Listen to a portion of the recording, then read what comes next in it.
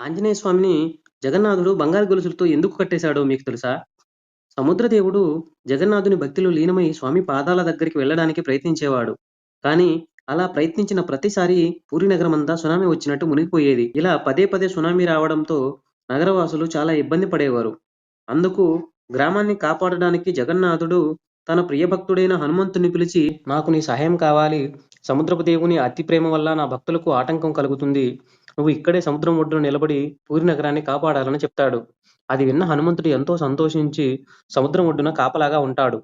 దాంతో హనుమను చూసి సముద్రం చాలా ప్రశాంతంగా ఉంటుంది. కానీ పూరీ గ్రామంలో ఎక్కడైనా రాముని పూజ జరుగుతుంది అంటే హనుమంతుడు పరిగెత్తుకుంటూ అక్కడికి వెళ్ళిపోయేవాడు. అప్పుడు హనుమ లేని సమయంలో సముద్రం నగరం పైకి సునామీలా ముంచుకొచ్చేది. దాంతో జగన్నాథునికి చాలా కోపం వచ్చి హనుమతో, "మారుతి, నిన్నెవరూ ఆపలేరు.